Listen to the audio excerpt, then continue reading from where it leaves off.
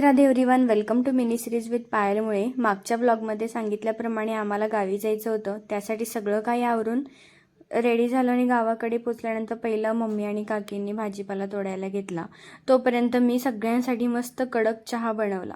सगळेजण खूप दिवसानंतर भेटलेले म्हणून गप्पा मारत मारत मस्त चहा एन्जॉय केला.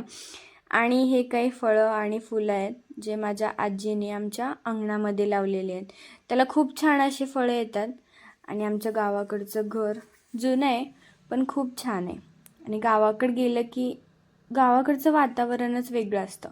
मग गावाकडे गेलं की असं मस्त शांत वाटतं.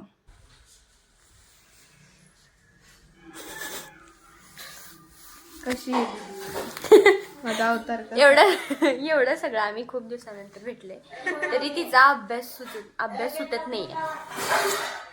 काय नाही करू शकत.